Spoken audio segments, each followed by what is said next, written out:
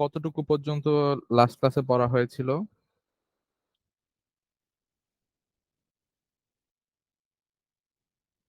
আমার কথা শোনা যায় না?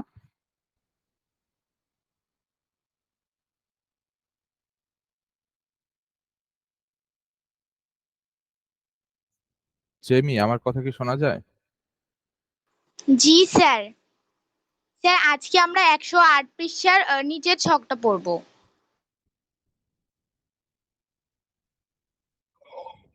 আচ্ছা, গত ক্লাসে কি হোমওয়ার্ক ছিল তোমাদের? কি হোমওয়ার্ক দেওয়া ছিল?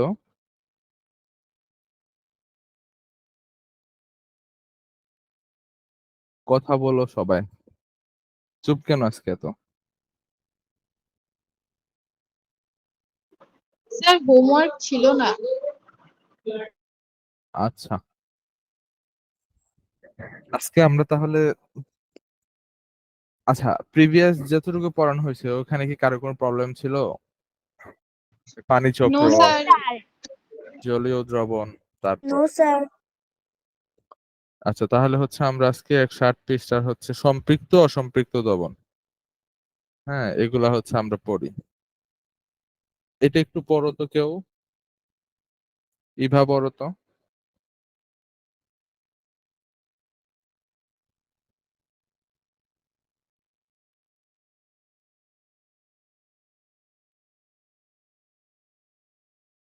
ইভা কি আমার কথা শুনতে পাচ্ছ? সম্পৃক্ত ও অসম্পৃক্ত দ্রবণ। সম্পৃক্ত ও অসম্পৃক্ত দ্রবণ বিষয় দুটি বোঝার জন্য তুমি নিচের পরীক্ষাটি করে দেখতে পারো। এই পরীক্ষাটি করার জন্য তুমি আগের মতো একটি গ্লাসে অথবা টেস্ট টিউবে কিছুটা পানি নাও। এখন পানিতে অল্প অল্প করে লবণ বা তুঁতে যোগ করে ঠিকমতো মেশাতে থাকো। প্রথম দিকে লবণ সম্পূর্ণরূপে মিশে যেতে থাকলেও একসময় দেখবে খুব ভালোভাবে নেড়ে দিলেও সেটি আর মিশছে না বা দ্রবীভূত হচ্ছে না। লবণ বা তুঁতে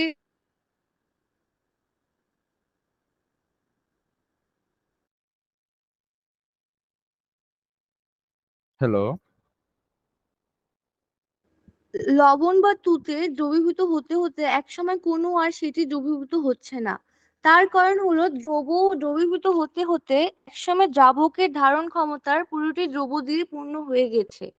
এই অবস্থায় দ্রাবক পানি আর কোন দ্রবকে লবণ বা তুঁতে দ্রবীভূত করতে পারছে না। সুতরাং একটি নির্দিষ্ট তাপমাত্রায় একটি নির্দিষ্ট পরিমাণ দ্রাবকের মধ্যে যদি দ্রাবকের ধারণ ক্ষমতার পুরোটি দ্রব দ্বারা পূর্ণ হয়ে যায়, তাহলে ওই দ্রবণকে সম্পৃক্ত দ্রবণ বলে। অন্যদিকে নির্দিষ্ট তাপমাত্রায় দ্রবীভূত দ্রবের পরিমাণ যদি দ্রাবকের সর্বোচ্চ ধারণ ক্ষমতার চেয়ে কম হয়, তাহলে তাকে অসম্পৃক্ত দ্রবণ বলে। তাহলে এখান থেকে তোমরা লিখো যে হচ্ছে সম্পৃক্ত আর অসম্পৃক্ত দ্রবণ কাকে বলে।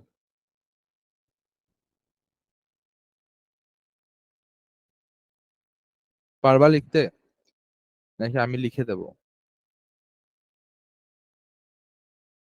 স্যার, কি বলছেন? লিখো যে সম্পৃক্ত দ্রবণ কাকে বলে।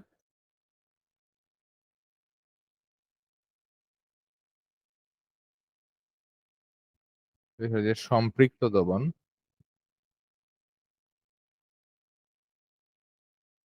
সম্পৃক্ত দ্রবণ কাকে বলে। তো কি হবে সম্পৃক্ত দ্রবণ? আমি যেভাবে লিখি এভাবে লিখো, যে দ্রবণের,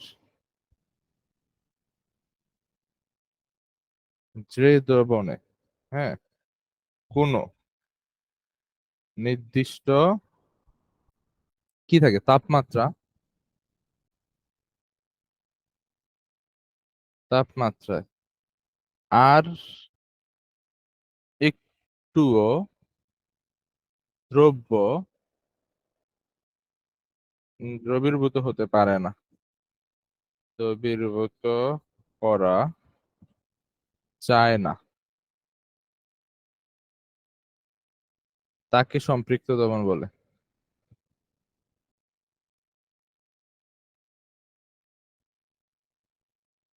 লেখা হয়েছে? তারপরে লেখো অসম্পৃক্ত দ্রবণ কাকে বলে?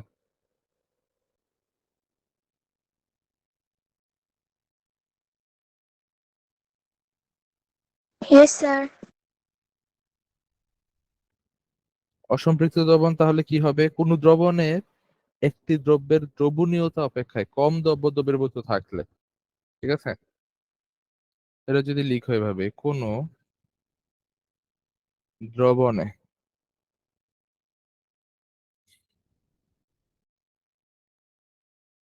একটি দ্রব্যের দ্রবণীয়তা অপেক্ষা কম দ্রব্য দ্রবীভূত থাকলে সে দ্রবণকে কি বলে? অসম্পৃক্ত দ্রবণ বলে।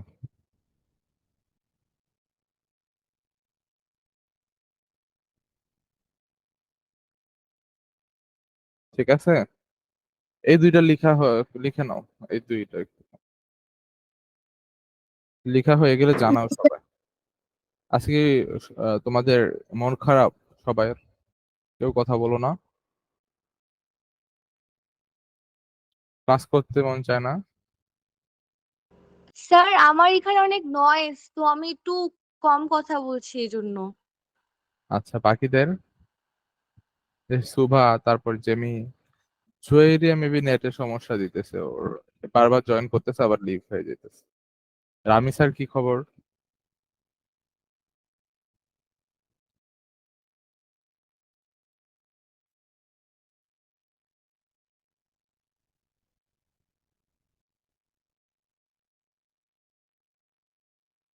এখানে অবশ্যই তোমাদের একটা কথা উল্লেখ করতে হবে, বুঝতে পারছো? ওইটা হচ্ছে নির্দিষ্ট তাপমাত্রা। অবশ্যই নির্দিষ্ট তাপমাত্রায়, এটা দুই জায়গায় লিখতে হবে, বুঝতে পারছো? অপেক্ষা অসম্পৃক্ত দ্রবণ, এই যে দ্রব্যের দ্রবণীয়তা অপেক্ষায় কম কোন দ্রবণে একটি দ্রব্যের দ্রবণীয়তা কম দ্রব্য থাকলে তাকে হচ্ছে কি হয়? অসম্পৃক্ত দ্রবণ বলে। এটাও হচ্ছে একটা নির্দিষ্ট তাপমাত্রায় হবে। এটা লিখবো, কোন দ্রবণে একটি নির্দিষ্ট দ্রবণে একটি নির্দিষ্ট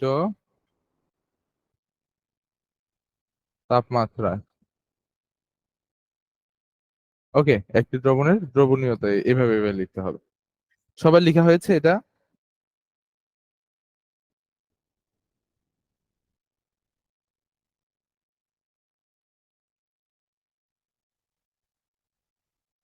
লেখা হলে হচ্ছে আমরা তারপরে সামনের দিকে আগাবো।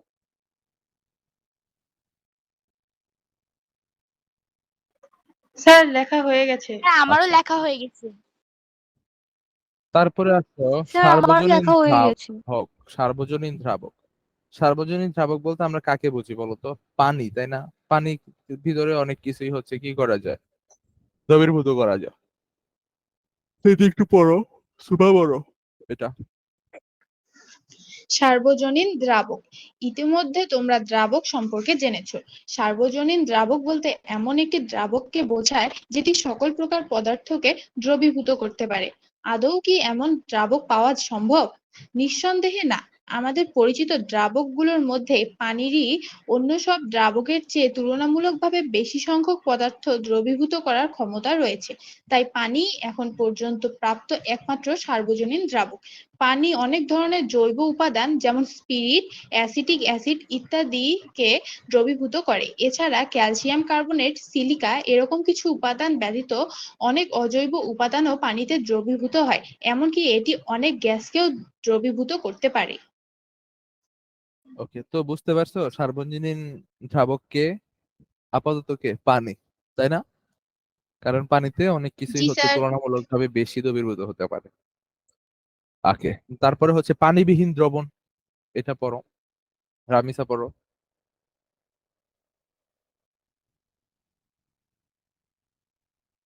রামিসা কি আমার কথা শুনতে পাচ্ছো? আচ্ছা, রামিসা তো হচ্ছে নেই। জেমি পড়ো। পানিবিহীন দ্রবণ। একটু আগেই তোমরা জেনেছো যে পানি ছাড়া অন্য কিছু দিয়েও দ্রবণ হতে পারে। সত্যি কথা বলতে কি গৃহস্থালির অনেক কিছুই এরকম দ্রবণ। এখানে কিছু দ্রবণের কথা বলা হলো, সেখানে দ্রাবক হিসেবে পানি ব্যবহার করা হয়নি। টিংচার আয়োডিন একটি জীবাণুনাশক। কাটা বা ক্ষতস্থানের উপরে প্রলেপ আকারে দেওয়ার জন্য এটি প্রাথমিক চিকিৎসার বাক্সে থাকে। আয়োডিন জীবাণুনাশক হলেও এটি সরাসরি ব্যবহার করা যায় না।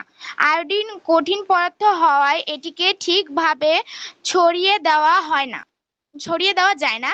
সেজন্য আয়োডিনকে অ্যালকোহলের মধ্যে দ্রবীভূত করে ব্যবহার করা হয়। অ্যালকোহল পানির তুলনায় আয়োডিনকে অনেক ভালোভাবে দ্রবীভূত করতে পারে বলে এখানে দ্রাবক হিসেবে অ্যালকোহলকে ব্যবহার করা হয়। দ্রবণটি যখন কাটা স্থানে লাগানো হয় তখন এটি সমস্ত জায়গায় সুষমভাবে ছড়িয়ে পড়ে। অ্যালকোহল বাষ্পীভূত হয়ে যায় এবং আয়োডিন থেকে যায়, যা জীবাণুনাশকের কাজ করে। দ্রাবককে এভাবে প্রায়ই দ্রবককে ছড়িয়ে দেওয়ার কাজে ব্যবহার করা হয়ে থাকে।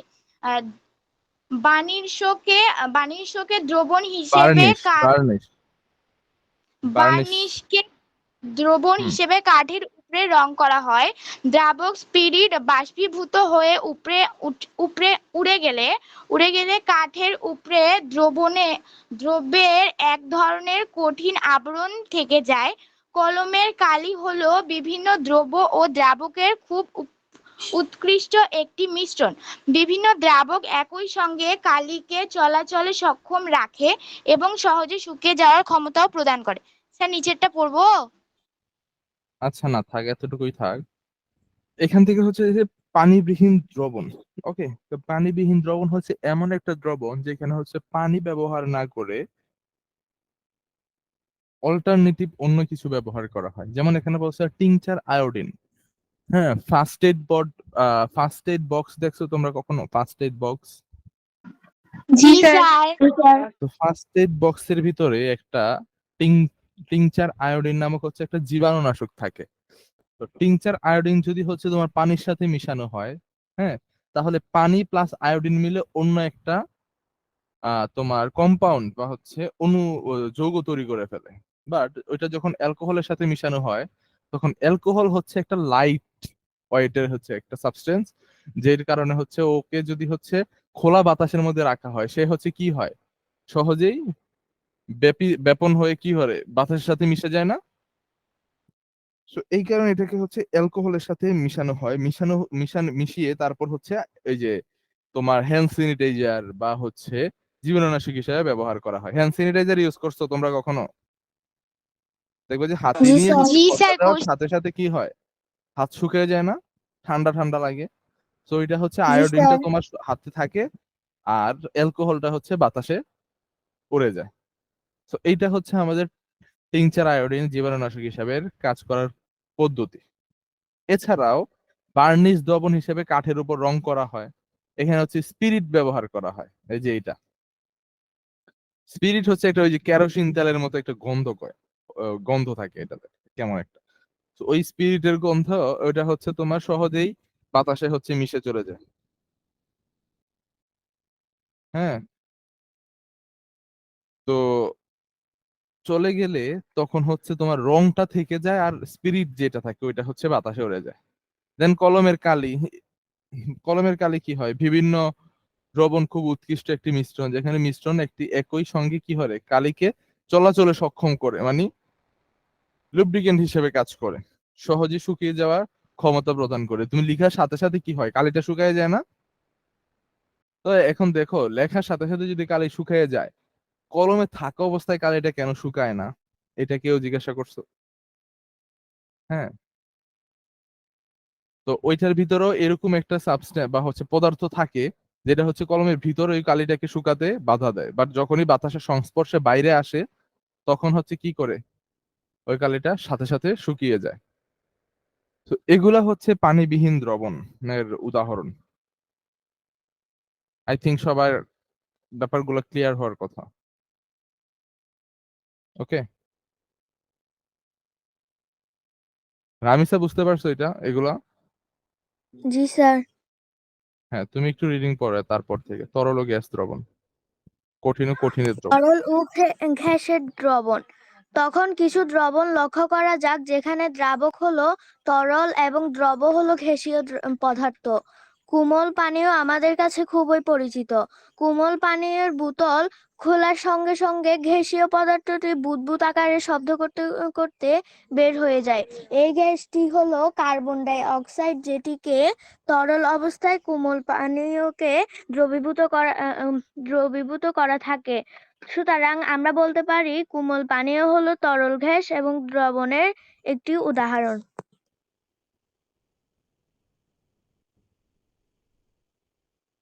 তারপর স্যার নিচেরটাও পড়বো? হ্যাঁ, পড়ো, নিচেরটাও পড়ো।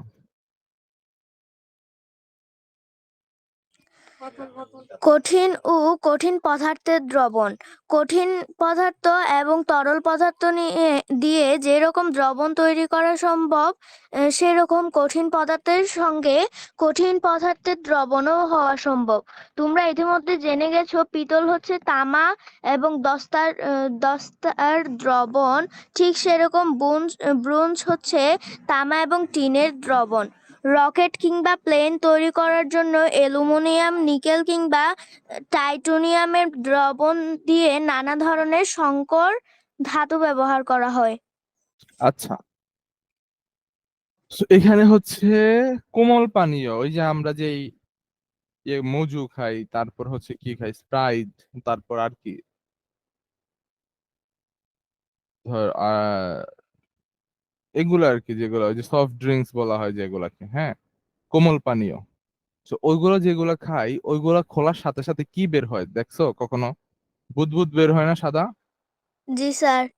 তো ওইগুলো বেসিক্যালি হচ্ছে জি কার্বন স্যার। ডাই অক্সাইড, যেটাকে হাই প্রেসারে পানির সাথে কি করা হয়, দ্রবীভূত করা হয় হাই প্রেসারে। তো যখনই হচ্ছে আমরা মুখ খুলে দেই, প্রেসার কমে যায়, সাথে সাথে ওরা পানি থেকে আলাদা হয়ে কি করে, বাইরের দিকে বের হওয়া শুরু করে। তো এটাকে বলা হয় তরলের সাথে গ্যাসের দ্রবীভূতকরণ। বুঝতে পারছো? এখানে কারো জি কোনো ডাউট আছে যে কেন হয়, কিভাবে? ডাউট থাকলে বলতে পারো আমাকে। জেমি, বুঝতে পারছো? জি স্যার। ইভা? জি স্যার, বুঝতে পেরেছি। আচ্ছা, এখন আসো কঠিন পদার্থ দ্রবণ। আমরা স্টিল দেখছো, স্টিল? জি স্যার। জি স্যার। স্টিলের জি হচ্ছে স্যার।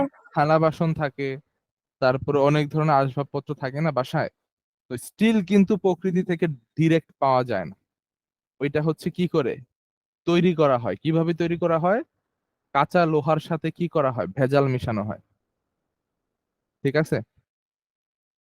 তো ওই ভেজাল মিশানোকে বলা হয় সংকর আয়ন। আর ভেজাল মিশানোর পর যে ধাতুটা তৈরি করা হয়, ওকে বলা হয় সংকর ধাতু। লিখছো এগুলা? সংকর আয়ন আর হচ্ছে সংকর ধাতু। একটা হচ্ছে সংকর আয়ন আর একটা হচ্ছে সংকর ধাতু। তো সংকর আয়ন কি? ভেজাল মিশানো প্রক্রিয়াকে সংকরায়ন বলা হয়, তাই না? আর সংকর ধাতু মানে যে ধাতুটা তৈরি করা হয়। তো দেখো, পিতল হচ্ছে তামা ও দস্তার দ্রবণ। ব্রোঞ্জ তামা ও টিনের দ্রবণ। তারপর কি, প্লেন তৈরিতে যে অ্যালুমিনিয়াম, নিকেল কিংবা টাইটানিয়াম দ্রবণ দিয়ে নানা ধরনের সংকর ধাতু তৈরি করা হয়, যেগুলা নর্মাল, তোমার হচ্ছে নর্মাল যেই লোহা থাকে বা হচ্ছে নর্মাল যেই আহ, ধরো লোহার মানে রড বা হচ্ছে ধাতুগুলা যেগুলো থাকে অ্যালুমিনিয়াম, ওইগুলো থেকে অনেক বেশি শক্ত হয়, ওই যে ভেজাল মিশিয়ে তৈরি করার কারণে। বুঝতে পারছো? এই কারণে হচ্ছে স্টিল হচ্ছে তোমার লোহার থেকেও বেশি শক্তিশালী, কারণ ওইটাতে পরিমাণ মতো হচ্ছে বিভিন্ন ধাতুর মিশ্রণ আছে, যেটা নর্মাল লোহা থেকেও হচ্ছে কি দীর্ঘস্থায়ী, এবং এটাতে মরিচাও পড়ে না। স্টিল দেখবা সহজে মরিচা পড়ে না, দেখছো তোমরা? আর লোহা যেটা থাকে ওইটাতে সহজে মরিচা পড়ে যায়। ওকে?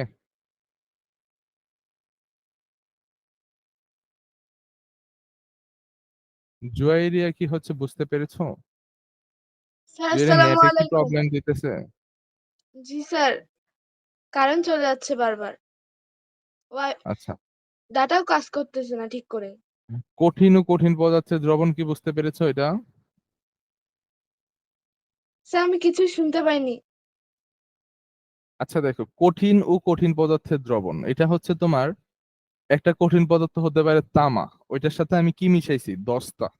মেশানোর পর একটা মিশ্রণ তৈরি করলাম, ওইটাকে বলা হয় তোমার হচ্ছে কি? পিতল। তো পিতল হচ্ছে নরমালি তামা এবং দস্তার থেকেও একটু ভালো মানের হচ্ছে কি তোমার হচ্ছে উপাদান।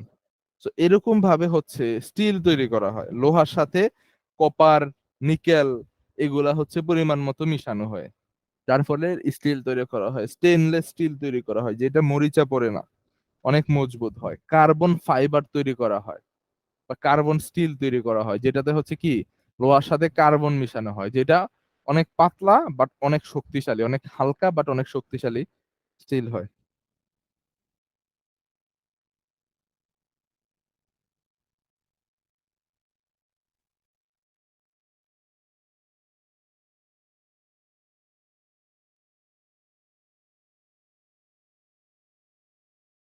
ওকে? জি স্যার। আচ্ছা, এখন জয়েরিয়া পড়ো তো, দ্রবণ থেকে ক্যালাস পদ্ধতি প্রস্তুতি। দ্রবণ থেকে ক্যালাস তো বুঝো, ক্যালাস মানে কি? স্ফটিক তৈরি করা, স্ফটিক।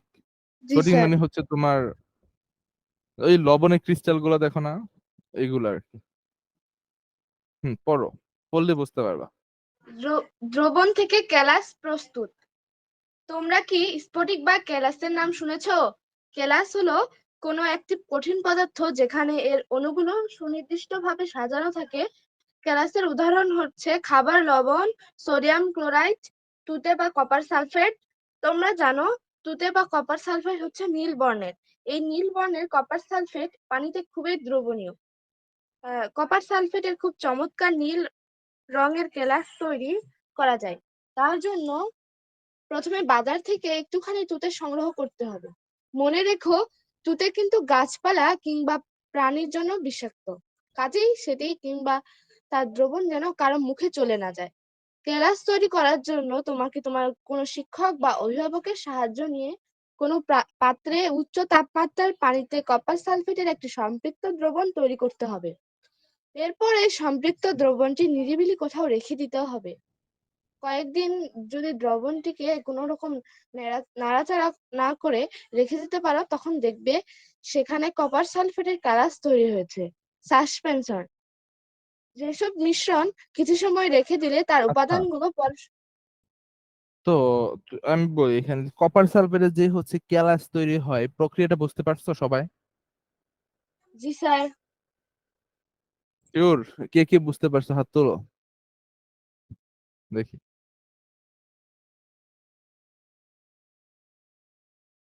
সবাই বুঝতে পারছো? আচ্ছা ঠিক আছে। আচ্ছা ঠিক আছে, ঠিক আছে। তাহলে আমি আর এটা না বলি, সাসপেনশনে যাই। সাসপেনশন বলো। স্যার আমি সাসপেনশন। পড়ি। হ্যাঁ পড়ো। সাসপেনশন, যেসব মিশ্রণ কিছু সময় রেখে দিলে তার উপাদানগুলো পরস্পর থেকে আলাদা হয়ে পড়ে, সেসব মিশ্রণকে সাসপেনশন বলে। চক পাউডার ও পানির মিশ্রণ সাসপেনশনের একটি উদাহরণ। এটি দেখতে দুধের মতো। দ্রবণের মতো সাসপেনশন উপাদানগুলো নিচ থেকে পরস্পরের সঙ্গে মিশে যায় না। যেমন চক পাউডার মিশ্রিত পানি যদি নাড়ানো বা ঝাঁকানো যায়, তাহলে এটা পুরো পানিতে মিশ্রিত হয়। আবার ঝাঁকানো বা নাড়ানো বন্ধ করলে ধীরে ধীরে তা আবার নিচে থিতিয়ে পড়ে পানি থেকে আলাদা হয়ে যায়। তোমরা নিশ্চয়ই ডোবা বা নদীর ঘোলা পানির বেলায় একই ব্যাপার করতে দেখেছো। একটি বোতলে ঘোলা পানি না নাড়িয়ে রেখে দিলে তলায় কাদা মাটির কণা থিতিয়ে পড়ে। তোমরা ইচ্ছা করলে এক বোতল পানিতে বালি যোগ করেও সাসপেনশন তৈরি করতে পারো। এটিকে ঝাঁকিয়ে কণাগুলোর নড়াচড়া লক্ষ্য করো। তারপর এটিকে স্থির অবস্থায় রেখে দিলে অল্প কিছুক্ষণের মধ্যেই বালির কণাগুলো বোতলের তলায় গিয়ে জমা হবে। কিছু কিছু সূক্ষ্ম কণা অনেক দীর্ঘ সময় ধরেও সাসপেনশন আকারে থাকে। সাসপেনশনের বৈশিষ্ট্য হলো থাকন প্রক্রিয়ার মাধ্যমে সাসপেনশন থেকে কণাগুলো সহজে আলাদা করা যায়। তোমরা আচ্ছা, নিশ্চয়ই দেখেছো থাক, ঠিক এতটুকুই আছে? থাক। সাসপেনশন বুঝতে পারছো? সাসপেনশন আমি প্রথম দিন পড়াইছি ওইটা, হ্যাঁ, কাকে জি স্যার, বলে। বুঝতে পারছি। হ্যাঁ, সাসপেনশন কে বোঝো নাই, হাত তোলো তো। সাসপেনশনের কণাগুলা কি ধাবকে হচ্ছে ভাসবে। যেমন কি তুমি যদি বালু মিশাও পানিতে, কি হবে? ভাসবে, তাই না? স্যার বালি। তো জি স্যার। তারপরে যে চকের গুঁড়া যদি মিশাও পানিতে, ও ভাসবে, তখন তুমি ফিল্টারিং করে আলাদা করে ফেলতে পারবা, তাই না? তো জি ওইগুলাকে স্যার। বলা হয় সাসপেনশন। যেমন এই যে এখানে একটা উদাহরণ দিই, তোমরা নিশ্চয়ই কিছু সসের বা ওষুধের বোতলের গায়ে লেখা ব্যবহারের পূর্বে ঝাঁকিয়ে নেও, তাই না? কারণ কি? ওষুধ নিচে জমা তলানি পড়ে যায়। তো যখন আমরা খাই, ওষুধ খাইতে যাই, তখন কি হয়, উপরে যদি ঢালি, উপর থেকে জাস্ট পানিটা পড়ে, মানে ঝাবকটা পড়ে, নিচে হচ্ছে ওষুধটা জমা থাকে, তাই না? তলানি হিসাবে। এই কারণে আমরা ভালো মতো ঝাঁকাই যাতে সবটা মিক্স হয়, তারপরে হচ্ছে আমরা পান করি। ঠিক আছে? তো এই কারণে ওষুধ খাওয়ার পূর্বে কি করতে বলে? ঝাঁকিয়ে নিতে বলে। বলে। লেখা থাকে কি ব্যবহারের পূর্বে ঝাঁকিয়ে নিন। জি স্যার। তারপরে হচ্ছে কলয়েড। আচ্ছা, এই চ্যাপ্টারটা অনেক স্যার বেশি আমি বলি। থিওরিটিক্যাল, হ্যাঁ, এই কারণে হচ্ছে আমরা একটু থিওরি গুলো একটু পড়ি আর কি, পড়ে পড়ে তারপরে শেষ করে দিই। হ্যাঁ, পড়ো রামিসা, পড়ো।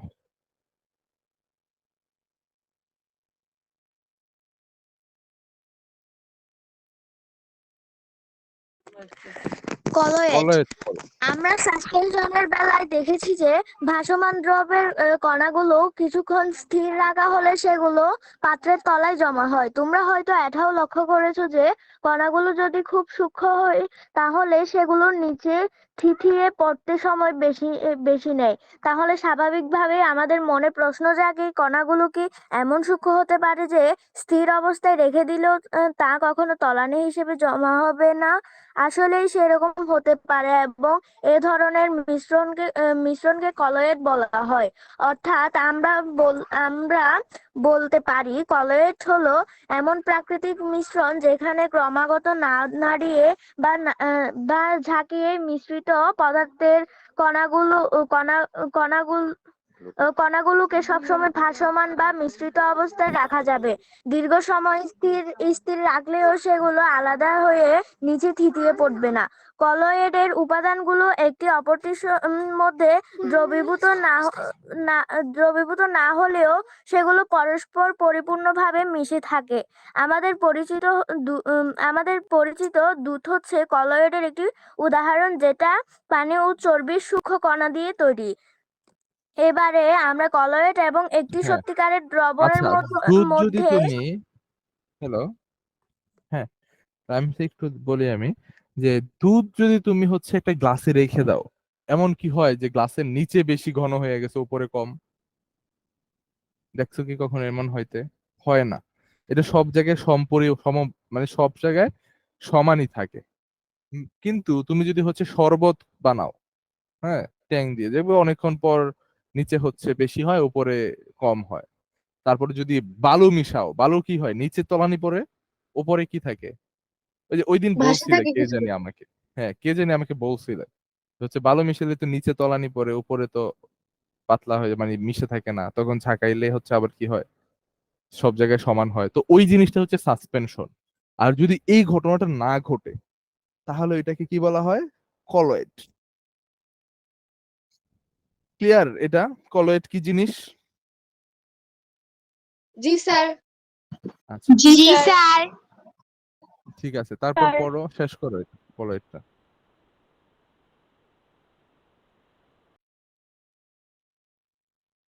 রামিসা, পড়ো, শেষ করো এটা।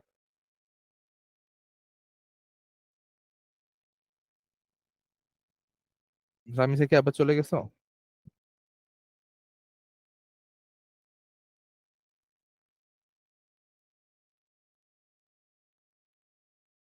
জেমি, পড়ো।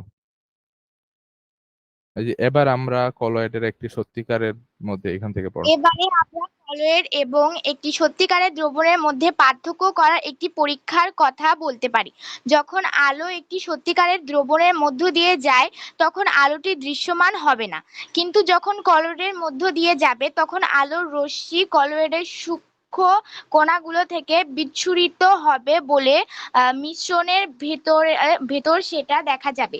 কুয়াশা হলে দুধের মতো কলয়েডের আরো একটি উদাহরণ, যেখানে পানির ছোট ছোট কণা বাতাসের মধ্যে বিচ্ছিন্নভাবে ছড়িয়ে থাকে। আবার তরল কীটনাশক অ্যারোসল হলো এক প্রকারের কলয়েড, যেখানে পোকামাকড় প্রতিরোধী তরল পদার্থ বাতাসে ভাসমান অবস্থায় থাকে। কলয়েডের কণাগুলোর আকার 1 মাইক্রোমিটার অর্থাৎ 1 মিলিমিটারের 1000 ভাগের 1 ভাগ থেকে ছোট হতে হয়। তার থেকে বেশি হলে সেটি সাসপেনশনে পরিণত হয়। স্যার নিচেরটা পড়বো? আচ্ছা, তো এই জিনিসটা একটু বলি। 1 মাইক্রোমিটারকে এইভাবে লেখা হয়, 1 মাইক্রোমিটার। এই যে এইটাকে বলা হয় মিউ, জানো এটা? মিউ বলা হয় এটাকে, মিউ। তো এটা হচ্ছে 1 মাইক্রোমিটার সমান 10⁻⁶ মিটার। ওকে, তো এর থেকে যদি বেশি একটু বড় হয় তাহলে এটাকে কি বলবো আমরা? সাসপেনশন। আর এরকম রেঞ্জে থাকলে কণাগুলা, তাহলে আমরা এটাকে কি বলবো? কলয়েড। ওকে, সবাই কি বুঝতে পেরেছো কলয়েড আর সাসপেনশন? জি স্যার। জি স্যার। বলো তো শুভা, বলো তো আমাকে, বুঝাও তো যে কলয়েড আর সাসপেনশনের মধ্যে পার্থক্যটা কি? স্যার প্রথমত সাসপেনশনের কণাগুলো কলয়েডের থেকে বড় হয়। সাসপেনশনের কণাগুলো হয় হচ্ছে আপনার দ্রবণ এবং কলয়েডের চেয়ে বড়, আর কলয়েডের কণাগুলো সাসপেনশনের চেয়ে ছোট হয়, আর দ্রবণের কণাগুলোর চেয়ে একটু বড় হয়। হ্যাঁ, তারপর? স্যার আমি একটা বলি। সাসপেনশন মূলত কি? হ্যাঁ বলো। Open stage for all. সাসপেনশনে হচ্ছে কি, কিছু সাসপেন্ড হলো যে কোনো পদার্থকে যদি কিছু সাসপেনশন, কোনো সাসপেনশন। মিশ্রণকে যদি কিছু সময় রেখে দিই তাহলে হচ্ছে তার তলানি হিসেবে তলানি পরস্পর থেকে আলাদা হয়ে তলানি পড়বে। আর কলয়েড ইয়েস, হচ্ছে তলানি ক্রমাগত না ঝারিয়ে বা করবে না। না নাড়িয়ে রেখে দিলে হচ্ছে এগুলো তলানি পড়বে না। ঠিক আছে, গুড পয়েন্ট। আরেকটা বলো কেউ, ইভা বা রামিসা।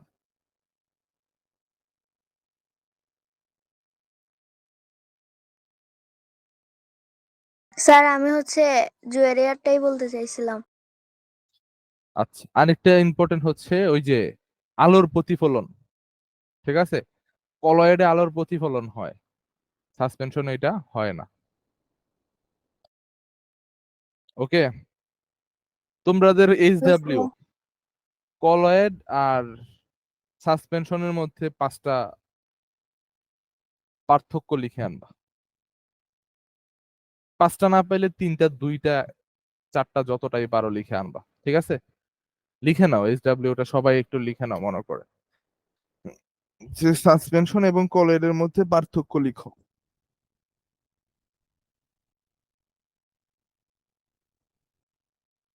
এবার আসি হচ্ছে আমরা পৃথকীকরণ পদ্ধতি। পৃথক কিভাবে করব আমরা? একটা উপাদানকে আরেকটা উপাদান থেকে কিভাবে পৃথক করব? তো এটার বিভিন্ন কয়েকটা পদ্ধতি আছে, ছাঁকন, পাতন, তারপর কি বাষ্পীভবন, তারপর ডিটেকশন, তারপরে কেলাসন পদ্ধতি, হ্যাঁ পাতন তো বললাম, এগুলা। তারপর আরো হায়ার লেভেলে যখন উঠবা তখন আসবে ক্রোমাটোগ্রাফি। ক্রোমাটোগ্রাফি কি দিয়ে কিভাবে হচ্ছে মানে আলাদা করা হয়, হ্যাঁ, পেপার ক্রোমাটোগ্রাফি, এগুলা। সো আমরা এখন যে বেসিক কিছু জিনিস পড়ি, ছাঁকন, পাতন, বাষ্পীভবন, এগুলো। সো এটা একটু পড়ো, শুভা পড়ো। আমি পড়ি। মিশ্রণের পৃথকীকরণ। মিশ্রণের উপাদান পৃথকীকরণের বিভিন্ন পদ্ধতি। একটি মিশ্রণে কোনো একটি বিশুদ্ধ পদার্থের পাশাপাশি কোনো ধরনের অপদ্রব্য বা দূষক মিশে থাকতে পারে এবং মাঝে মাঝেই আমাদের এই বিশুদ্ধ বস্তুটি দূষক থেকে আলাদা করতে হয়। আবার কখনো কখনো মিশ্রণের একটি নির্দিষ্ট উপাদান আলাদা করতে হয়। এই পৃথকীকরণের বিভিন্ন পদ্ধতি রয়েছে, যেমন বাষ্পীকরণ, ক্যালাসন, পাতন ইত্যাদি। এসব পদ্ধতিকে কিভাবে যথাযথভাবে কাজে লাগানো যায় এ সম্পর্কে নিচে আলোচনা করা হলো। ছাঁকন। দ্রবণের ভেতর থেকে অদ্রবণীয় কঠিন পদার্থের কণাগুলোকে আলাদা করার জন্য ছাঁকন পদ্ধতি ব্যবহার করা হয়। আমরা সবাই ছাঁকন এই পদ্ধতির সঙ্গে ছাঁকন পরিচিত। পদ্ধতিটা সবাই দেখতে পারছো? এটা জি স্যার। দেখছো? এটা কখনো তোমরা ওই যে ফিল্টার ব্যবহার জি করো না, স্যার। ফিল্টার বাসায়, পানির ফিল্টার, ওইটাও কিন্তু এই ছাঁকন পদ্ধতির মাধ্যমেই তোমার পানি থেকে কি করে ক্ষতিকারক পদার্থগুলা, বালু কণা, এগুলাকে আলাদা করে। তো ওইটা হচ্ছে ছাঁকন পদ্ধতি। ওকে, পড়ো তারপর। আমরা সবাই ছাঁকন পদ্ধতির সঙ্গে পরিচিত। চা থেকে চা পাতা আলাদা করার জন্য আমরা ছাঁকনি ব্যবহার করে থাকি। যদি আরো সূক্ষ্ম কিছু আলাদা করতে হয় তাহলে আমরা ফিল্টার কাগজ ব্যবহার করে থাকি। এ পদ্ধতিতে একটি ফানেলে ছাঁকন কাগজ, ফিল্টার পেপার বসিয়ে দ্রবণটি ঢেলে পানি বা তরল দ্রাবককে কাগজের মধ্যে দিয়ে চলে যেতে দেওয়া হয়। নিচের চিত্রটি দেখো। বিভিন্ন আকারের কঠিন দূষক দ্রবণ থেকে আলাদা করার জন্য বিভিন্ন রকমের ছাঁকন কাগজ ব্যবহার করা হয়। দূষকের আকারের উপর নির্ভর করে ছাঁকন কাগজের ছিদ্রের আকার ছোট অথবা বড় হয়। এমনকি আমাদের বাসাবাড়িতেও বিভিন্ন কাজে বিভিন্ন আকারের ছিদ্রের ছাঁকন পদ্ধতি আমরা ব্যবহার করে থাকি। স্যার, বাষ্পীভবনটাও করবো? বাষ্পীভবনটা জয়েরিয়া পড়ো। ছাঁকুন নিয়ে কারো কোনো ডাউট আছে? No sir. No sir. বাকিরা? স্যার। স্যার। ইভা বুঝতে পেরেছো ছাঁকন? Hello hello. জেমি কি বলতেছো? আচ্ছা, ইভা বুঝতে পেরেছো ছাঁকন পদ্ধতি? জি স্যার, বুঝতে পেরেছি। আচ্ছা, ছাঁকন পদ্ধতি যদি বোঝো সবাই, বাষ্পীভবন পড়ো। হ্যাঁ, জয়েরিয়া পড়ো। বাষ্পীভবন দ্রবণ থেকে একটি দ্রবকে আলাদা করার একটি প্রচলিত পদ্ধতি হচ্ছে বাষ্পীভবন। বিশুদ্ধ পানি 100°C বাষ্পীভূত হয়। তবে সে- কি তবে হয়েছে, সেখানে তোমরা কি করতেছো? হাসাহাসি কেন চলতেছে? তবে সেখানে অন্য কিছু দ্রবীভূত থাকলে বাষ্পীভবনে তাপমাত্রা বেড়ে যেতে পারে। যদি এই দ্রবণে কোনো কঠিন অপদ্রব্য থাকে তাহলে প্রথমে ছাঁকনি দিয়ে ছেঁকে সেগুলো আলাদা করে নেওয়া হয়। তারপর তাপ দিয়ে পানিকে বাষ্পীভূত করে বিশুদ্ধ দ্রবকে আলাদা করা হয়। তবে তাপ প্রয়োগ না করলেও স্বাভাবিক প্রক্রিয়াতেই পানি বাষ্পীভূত হয়। একটি খোলা পাত্রে পানি রাখা হলে সেটি একসময় শুকিয়ে যায়। পানির তলটি যত বিস্তৃত হবে কিংবা পানির উপর বাতাসের প্রবাহ যত বেশি হবে তত দ্রুত পানি বাষ্পীভূত হয়। তোমরা সমসত্ব মিশ্রণের কথা পড়েছো। বাষ্পীভবন প্রক্রিয়া ব্যবহার করে তোমরা প্রমাণ করতে পারবে যে দ্রবণ একটি সমসত্ব মিশ্রণ। খানিকটা পানিতে একটু লবণ মিশিয়ে লবণের দ্রবণ তৈরি করে নাও। তারপর দ্রবণ দুটি কিংবা তিনটি বাটিতে সমানভাবে ভাগ করে নাও। এবারে বাটির দ্রবণের তাপ দিয়ে পানিকে বাষ্পীভূত করে নিলে তুমি প্রত্যেকটা বাটিতেই সমান পরিমাণ লবণ দেখতে পাবে। তুমি ইচ্ছে করলে খালি বাটি এবং লবণ সহ বাটি ওজন করে তাদের পার্থক্য থেকে লবণের নিখুঁত পরিমাণ বের করে বিষয়টি নিশ্চিত করতে পারো। এই সেকেন্ড পরীক্ষাটা বিষয়। বুঝতে পারছো সবাই? জি স্যার। এ বলো তো, কে বুঝতে পারছো? জয়রিয়া বুঝতে পারছো? কি করতে হবে বলো? জি স্যার। হচ্ছে পানিকে 100°C বাষ্পীভূত করলে পানিতে যদি কোনো হচ্ছে অপদ্রব্য থাকে তা বাতাস অপদ্রব্য থাকে তাহলে অপদ্রব্যটা নষ্ট হয়ে যাবে। নষ্ট হবে না, নিচে পড়ে থাকবে। আর জি স্যার। পানি বাষ্প হইয়া ওই কি হয়ে যাবে? হ্যাঁ, উড়ে চলে যাবে। উপরে উঠবে। স্যার, আমি একটা প্রশ্ন করব। হ্যাঁ হ্যাঁ, করো। আর এখানে হচ্ছে বলছে যে হচ্ছে মানে ধরেন পুকুরের পানি হচ্ছে আমি তাপ দিছি, এখানে হচ্ছে হুম, যেগুলো হচ্ছে মানে জীবাণু থাকবে ওইগুলো স্যার মরে যাবে না? হ্যাঁ হ্যাঁ, তাহলে মরবে। স্যার তাহলে স্যার ওই যে মরে যায় তাহলে মানে ওই পোকার ইয়াগুলো কোথায় যায়? মানে আমরা মৃতদেহগুলো ইয়াগুলো তুমি খাও, হ্যাঁ তুমি হ্যাঁ তো খাও, মৃতদেহগুলাই তুমি খাও। তো স্যার এটা আবার বিশুদ্ধ পানি কেমনে হইলো? তো এটা তো আর রোগ জীবাণুর মৃতদেহ অংশ তো তোমার ক্ষতি করতেছে না। তুমি মাছ মাংস খাও না জি স্যার।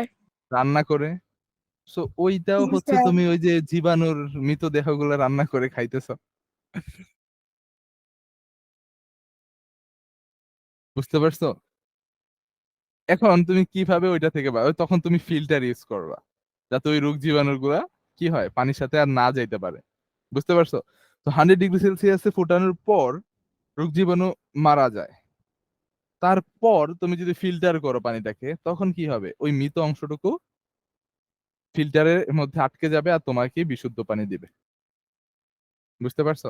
আর না হলে মৃত ডেড বডি যদি তুমি খাও, তোমার কোনো ক্ষতি হবে না। এই কারণে এটাকেও তুমি বিশুদ্ধ পানি বলতে পারো। বুঝতে পারছো রামিসা? জি স্যার। বাট এই যে মানে ঢাকার শহরে বা হচ্ছে যে কোনো জায়গায় যে বাইরের যেই খাবারগুলো আমরা খাই, ওইখানে হচ্ছে ওই বিশুদ্ধ পানি মানে হচ্ছে যদি ফুটানো পানি হয় তাহলে ওই যে ভাইরাস ব্যাকটেরিয়া যেগুলো থাকে ওইগুলোর মৃতদেহ সহই পানিটা তুমি খাও। তুমি অণুবীক্ষণ যন্ত্রের নিচে নিয়ে যদি পরীক্ষা করো, দেখবা যে হচ্ছে মৃত ডেড বডি পড়ে আছে পানির মধ্যে, অসংখ্য মানে কোটি কোটি ডেড বডি। ওকে? দই খাও না তোমরা? দই, জি স্যার। স্যার। দই যদি তুমি একবার অণুবীক্ষণ যন্ত্রের নিচে নিয়ে দেখো, তাহলে তোমার দই খাওয়ার রুচি উল্টে যাবে। হ্যাঁ, দইতে হচ্ছে জীবিত ব্যাকটেরিয়া থাকে, ওইটা তুমি খাইতেছো। স্যার ব্যাকটেরিয়া হয় দুধ থেকে? হ্যাঁ হ্যাঁ, বুঝি নাই। ব্যাকটেরিয়া থেকে তো দুধ হয় না, মানে ব্যাকটেরিয়ার দ্বারা হচ্ছে দুধ থেকে হচ্ছে দই হয়। দই হয়, হ্যাঁ। ব্যাকটেরিয়া গুলাই দুধকে জমায়, তারপর জমায় হচ্ছে দই তৈরি ব্যাকটেরিয়া করে। গুলোকে পচে যায়, মানে ওরা কি মরে যায় কিছু হয় না, তুমি দই যে তৈরি খাবার করতে? খাও, খাবারের সাথে অনেক কয়েক লাখ ব্যাকটেরিয়া তুমি খাইতেছো, বাট ওই ব্যাকটেরিয়া বা ভাইরাস গুলা এত বেশি ক্ষতিকর না, যার কারণে তোমার কোনো ক্ষতি হয় না। বুঝতে পারছো? তোমার হাতে যদি অণুবীক্ষণ যন্ত্র দিয়ে দেখো, অনেক ভাইরাস ব্যাকটেরিয়া পাবা তুমি, শিওরলি। তো ওইগুলো তুমি খাইতেছো, মুখে দিতেছো আঙ্গুল, নখ কামড়াইতেছো, ওইগুলো তোমার পেটে যাইতেছে, বাট ওইগুলো এত বেশি ক্ষতিকর না। এই কারণে তোমার শরীরের জন্য এগুলা কোনো ক্ষতি করবে না। বলেছে মানুষের যে মুখ থাকে, মুখের ভিতরে কয়েক লক্ষ ব্যাকটেরিয়া থাকে, যার কারণে তুমি যখন রাতে ঘুমাও, সকালে তোমার মুখ কেমন হয়, একটা দুর্গন্ধ হয় না একটা মুখের ভিতরে? তো ওই জিনিসটা কে করে? ব্যাকটেরিয়া তোমার মুখে অবশিষ্ট যেই খাবার থাকে ওইগুলাকে হচ্ছে কি করে পচায়, পচানোর পর ওইরকম একটা স্মেল বের হয়। তো ওইগুলা ফেক না যে ব্যাকটেরিয়া আছে কি নাই, বা হচ্ছে ব্যাকটেরিয়ার মৃতদেহ আমি খেয়ে ফেললাম কিনা। কথা হচ্ছে ব্যাকটেরিয়াটা ক্ষতিকর কিনা আমার শরীরের জন্য। ক্ষতিকর ব্যাকটেরিয়াও তো আছে। হ্যাঁ, এই কারণেই তো মানুষের ওই যে ডায়রিয়া হয়, কলেরা হয়, পেটে ব্যথা, অনেক সমস্যা হয় যখন ক্ষতিকর ব্যাকটেরিয়া গুলা শরীরে প্রবেশ করে ফেলে। এই কারণে তো সাবান দিয়ে হাত ধোবা, স্যানিটাইজার জি যেগুলো স্যার। থাকে হ্যান্ড স্যানিটাইজার ইউজ করবা। এই কারণেই তো বলে।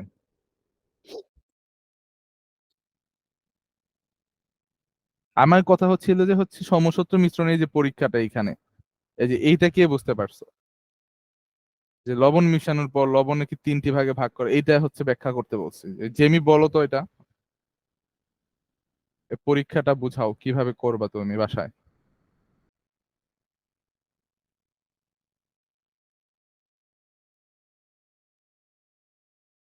স্যার জুয়াইরিয়া যখন পড়তেছিল আমি কিছু শুনতেই পাইনি। আচ্ছা তুমি পড়ো আবার, তোমরা সমসত্ব এখান থেকে পড়ো। তোমরা সমসত্ব মিশ্রণের কথা পড়েছ। বাষ্পীভবন প্রক্রিয়া ব্যবহার করে তোমরা প্রমাণ করতে পারবে যে দ্রবণ একটি সমসত্ব মিশ্রণ। খানিকটা পানিতে একটু লবণ মিশিয়ে লবণের দ্রবণ তৈরি করে নাও। তারপর দ্রবণটি 2টি কিংবা 3টি বাটিতে সমানভাবে ভাগ করে নাও। এবারে বাটির দ্রবণের তাপ দিয়ে পানিকে বাষ্পীভূত করে নিলে তুমি প্রত্যেকটা বাটিতেই সমান পরিমাণ লবণ দেখতে পাবে। তুমি ইচ্ছে করলে খালি বাটি এবং লবণ সহ বাটি ওজন করে তাদের পার্থক্য থেকে লবণের নিখুঁত পরিমাণ করে বিষয়টি নিশ্চিত করতে পারবে। স্যার বলবো কি বুঝছি? এইবার বলো কি, হ্যাঁ বলো বলো। প্রথমে এখান থেকে আমি বুঝছি যে একটা লবণ নিব আমি। লবণটা যেহেতু আমরা জানি যে এটা একটা দ্রবণ, হ্যাঁ, হুম, এটা একটা দ্রবণ, তাহলে আমরা যদি 2-3টা বাটি নেই বা এর থেকে অধিক বাটি নেই, বাটি নিয়ে আমরা যদি প্রমাণ করি, বাটি নিয়ে আমরা সবগুলা বাটিতেই লবণ ঢালে নিই এবং লবণ ঢালার পর এটাকে আমরা পানি ঢেলে এটাকে বাষ্পীভূত করি, তাহলে এটা প্রমাণ হবে যে যতগুলা বাটিতে আমরা ওই লবণটা ঢালছি সবগুলাতেই সিকোয়েন্সিয়ালি বলো, সিকোয়েন্সিয়ালি বলো। সিকোয়েন্সটা হচ্ছে এমন যে আমি হচ্ছে লবণ পানি তৈরি করছি। ধরো আমি 1 বালতি লবণ পানি তৈরি করছি, ছোট বা 1 মগ লবণ পানি তৈরি করছি। করার পর এবার হচ্ছে 5টা বাটি নিছি। 5টা বাটি নিয়ে 5টা বাটিতে সমান পরিমাণে হচ্ছে ওই দ্রবণটা হচ্ছে কি করছি, ঢালছি। ঢালার পর এবার হচ্ছে আমি বাটিতে তাপ দিছি। তাপ দিলে পানি তো উড়ে চলে যাবে, নিচে থাকবে কে, লবণ। তো 5টা বাটিতে যেহেতু আমি সমান পরিমাণ দ্রবণ নিছি, তাহলে লবণের পরিমাণও কি হওয়ার কথা, সমান না? জি স্যার। যদি সমান হয়, তুমি যদি মেপে দেখো যে 5টা পাত্রেই লবণের পরিমাণ সমান, তখন তুমি বুঝতে পারবা কি, যে তোমার যে দ্রবণটা ছিল এটা হচ্ছে সমসত্ব মিশ্রণ। ওকে,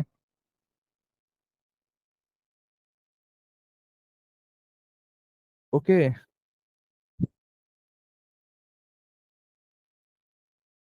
জি স্যার। কথায় কি কোনো, জি স্যার। হ্যাঁ ঠিক আছে। ওকে, ডিটেকশন কে পড়বা, ডিটেকশন পৃথকীকরণ। স্যার আমি পড়ি। হ্যাঁ পড়ো, স্যার আমি পড়ি। হ্যাঁ এরপরে আমি পড়ি। তুমি পড়ো। হ্যাঁ, ডিক্যান্টেশন ডিক্যান্টেশন পৃথকীকরণ পদ্ধতি। ডিক্যান্টেশন পদ্ধতিতে পরস্পর অমিশ্রণীয় অমিশ্রণীয় অমিশ্রণ- অমিশ্রণীয় তরল অমিশ্রণীয়, অথবা অমিশ্রণীয় যেগুলো হচ্ছে মিশ্রিত হয় না। জি স্যার, অমিশ্রণীয় তরল অথবা সাসপেনশনের মতো তরল কঠিন মিশ্রণ আলাদা করা যায়। পানি থেকে তেল আলাদা করার পদ্ধতি ডিক্যান্টেশনের একটি উদাহরণ। আরেকটি উদাহরণ হলো বালি এবং জলের মিশ্রণের পৃথকীকরণ। নিচের উদাহরণ দুটি থেকে আমরা পদ্ধতিটি সহজে বুঝতে পারবে। পানি ও তেলের মধ্যে যেসব তরল পরস্পরের সঙ্গে মিশ্রিত হয় না সেগুলোর মিশ্রণ রেখে দিলে সেগুলো 2 স্তরে আলাদা হয়ে পড়ে। তেল পানির চেয়ে হালকা বলে সেখানে পানি নিচে এবং তেল উপরে ভাসমান অবস্থায় থাকে।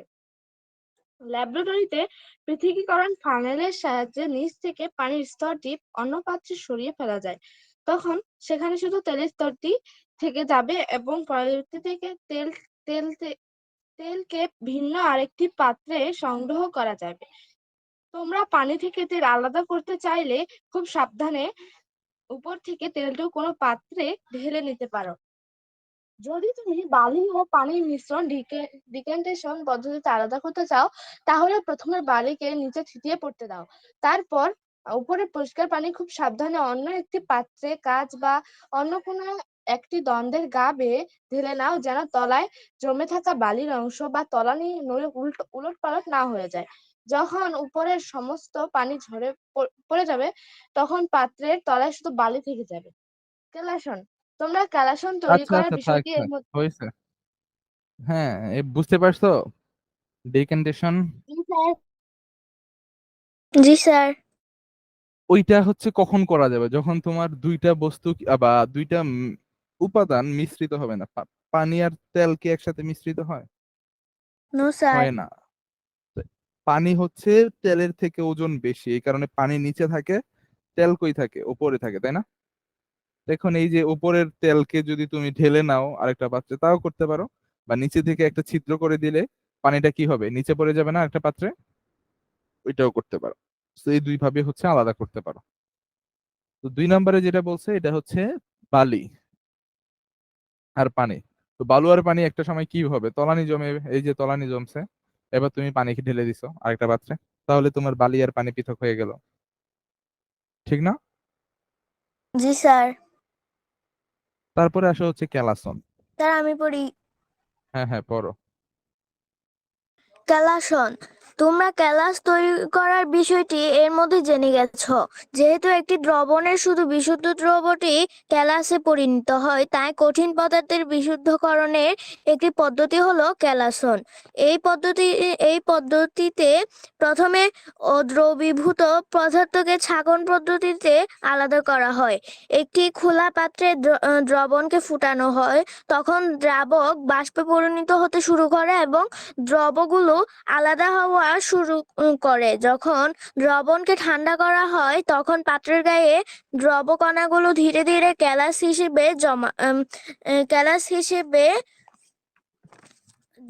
জমাট বাঁধতে শুরু করে। উৎপন্ন দ্রবের বৈশিষ্ট্য অনুযায়ী তারপর তাদেরকে সংগ্রহ করে শুকানো হয়। কত তাড়াতাড়ি দ্রবণের তাপমাত্রা কমানো হচ্ছে তার উপর ক্যালাসের আকার নির্ভর করে। দ্রুত তাপমাত্রা কমালে ক্যালাসের আকার অনেক ছোট হয়। বড় আকারের ক্যালাস ধীরে ধীরে শীতল করার মাধ্যমে পাওয়া যায়। স্যার পাতনটাও পড়ি। না, ক্যালাস বুঝতে পারছো সবাই? জি স্যার। জি স্যার। সুবা ক্যালাসন বুঝতে পারছো? ক্যালাসন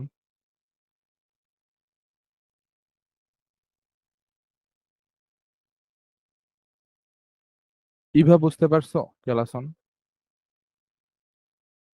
স্যার জি বুঝতে স্যার। পারিনি। আচ্ছা, সুবা বুঝতে পেরেছো? স্যার বুঝতে পারিনি। ঠিক আছে। তো ক্যালাসন বলছে যে আমি একটা দ্রবণ নেব, প্রথমে অদ্রবীভূত পদার্থের কে ছাঁকন পদ্ধতিতে আমরা আলাদা করে ফেলবো। ঠিক আছে, এখন পাত্রকে আমরা ফুটাবো। তো ফুটানো হলে কি হবে বলতো? একটা সময় পানি উপরে উঠে যাবে না? জি স্যার। হ্যাঁ, জি স্যার। দ্রবীভূত অবিশুদ্ধ কঠিন পদার্থ অধিকাংশ দ্রাবক দূর করার জন্য উত্তপ্ত করা হয়েছে, করে ফেললাম। এবং উত্তপ্ত দ্রবণকে শীতল যখন করা হবে, যত দ্রুত ঠান্ডা করা হবে তার উপর নির্ভর করে কি ক্যালাসের আকার, তাই না? এই যে পড়ছো না এটা? এই যে দেখো, দ্রুত তাপমাত্রা কমালে ক্যালাসের আকার অনেক কি হয়, ছোট হয়। বড় আকার ক্যালাস ধীরে ধীরে শীতল করার মাধ্যমে পাওয়া যায়। তুমি তাপমাত্রা ধূপ করে কমায় ফেলো। এখন ধূপ করে কিভাবে তাপমাত্রা কমাবা? তুমি ফ্রিজে দিয়ে দাও, তাহলে কি হবে? হঠাৎ করে তাপমাত্রা কমে যাবে না? তো জি যদি স্যার। হঠাৎ করে তাপমাত্রা কমাও, হ্যাঁ, উত্তপ্ত করার পর হঠাৎ করে তাপমাত্রা কমাও, তখন দেখবা যে তুমি হচ্ছে ছোট ছোট ক্যালাস পাবা। কারণ ওই যে সবগুলো ক্যালাস একসাথে এসে বড় আকার ধারণ করার আগেই তুমি হচ্ছে এগুলোকে ঠান্ডা করে ফেলছো। বাট যখন তুমি এটাকে আস্তে ধীরে ঠান্ডা করবা, তখন দেখবা যে বড় বড় ক্যালাস পাবা। ক্যালাস মানে হচ্ছে তোমার একটা স্ট্রাকচার আর কি, গঠন। এই যে এগুলা হচ্ছে ক্যালাস। তো এখন বুঝতে পারছো কিভাবে ক্যালাস তৈরি করা হয়? প্রথম আমি উপাদানটাকে জি বিশুদ্ধ স্যার। করব, অধিকাংশ বিশুদ্ধ করার পর এবার এটাকে আমি উত্তপ্ত করব। উত্তপ্ত করার পর হঠাৎ করে তাপমাত্রা কমাবো বা হচ্ছে আস্তে আস্তে কমাবো। হঠাৎ করে যদি কমাই, ক্যালাসের পরিমাণ ছোট হবে। আস্তে আস্তে কমাই, তাহলে কি হবে? ক্যালাসের পরিমাণ বড় হবে। ওকে।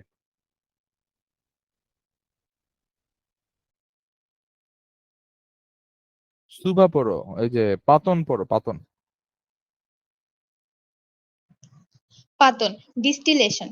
ভালোভাবে পরিশোধিত ট্যাপের বা নলকূপের পানি পরিষ্কার অবস্থায় পাওয়া যায়, যেখানে ভাসমান বা অদ্রবীভূত কোনো কণা থাকে না, কিন্তু এটি শতভাগ বিশুদ্ধ নয়। নলকূপ বা ট্যাপের পানিকে যখন ফুটিয়ে শুকিয়ে ফেলা হয়, তখন প্রায় সময়ই পাত্রের তলায় সামান্য কিছু কঠিন পদার্থ পাওয়া যায়।